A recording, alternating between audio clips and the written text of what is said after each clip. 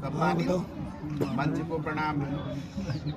अरे बस आ रहे हैं हमारे गांव के समस्त गांव में एक प्रोग्राम हो बुजुर्गों को प्रणाम बाजार के पास एक प्रोग्राम में बैठे और सबसे विशेष और विशिष्ट है वो बात ये है कि जिन लोगों ने इस कार्यक्रम को संचालन कराया उनके लिए एक बार जोरदार तालियों से ये सोच होनी चाहिए और इसलिए होनी चाहिए कि क्योंकि भारत में जब जब संकट आया है तो सबसे पहले अगर किसी ने उबारा है तो वो है ब्राह्मण। जो गौरवशाली इतिहास है ब्राह्मण का, लेकिन आज जब भी टिप्पणी होती है तो सबसे अभद्र टिप्पणी ब्राह्मण पर भी होती है। कहते हैं कि ब्राह्मण लालची है, ब्राह्मण स्वार्थी है, सारी विश्लेषण इसी को दी जाती है। क्यों? उसका केवल एक ही कारण है, जो आपस में सामंजस्य नहीं है, आपस में समानता की बात नहीं है। इसके कारण ये संज्ञाएं दी जाती हैं, ये उपमा दी जाती है कि ब्राह्मण तो ऐसा है। ब्राह्मण कभी नहीं लालची रहा है। अगर ब्राह्मण लालची होता तो चाणक्य उस समय उस मतलब कि निहायत रूप से गरीब व्यक्ति को इस भारत का ताज नहीं देते। वो चाणक्य थे, अगर लालची होते तो क्यों देते?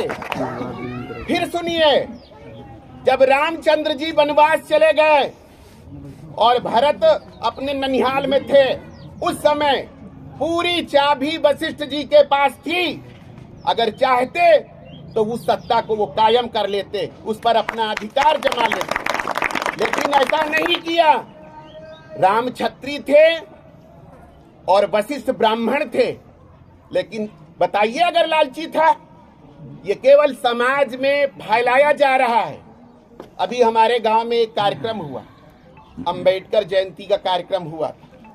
ठीक है, कार्यक्रम अच्छा है, हम भी मानते हैं अंबेडकर को, लेकिन ये भूले हैं कि अंबेडकर को शिक्षित करने वाला भी ब्राह्मण था।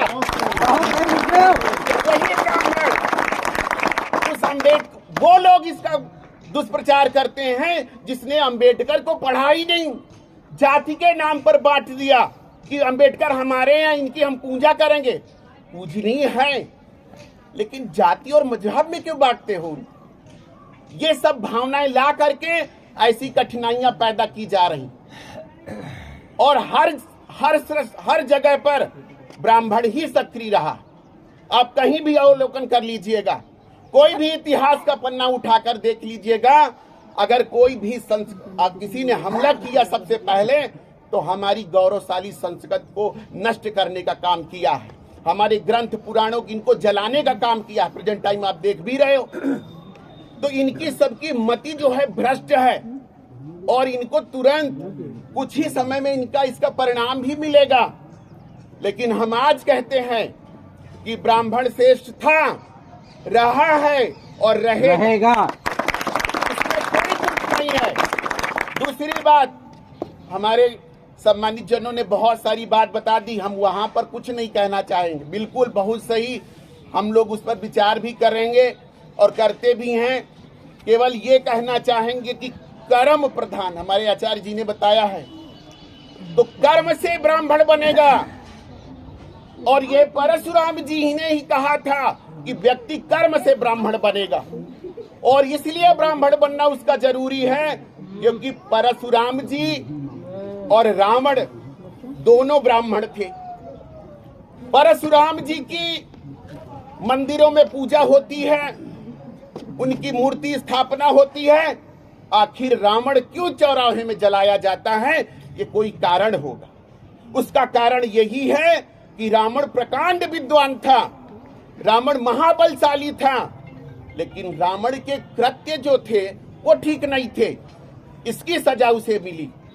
हम बस यही कहना चाहेंगे कि जिन लोगों ने इस कार्यक्रम को संचालन किया है वो धन्य है, कोटि कोटि उनको मेरा नमन है कि अगर हमारी आगे वाली पीढ़ी इस तरह के जन्मोत्सव भगवान परशुराम के मनाएगी तो उन बच्चों में वही ब्लड जाएगा, वही जीन जाएगा जो उनके माता पिता का है, अर्थात वो अपने इतिहास को बचाने में कायम रहेंगे। और अगर हम लोगों ने ऐसे कार्यक्रमों में प्रतिभाग नहीं किया तो हम बहुत पीछे चले जाएंगे।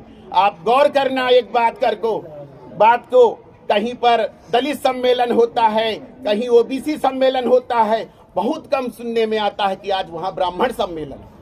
ये हमारी लोगों की कमी है।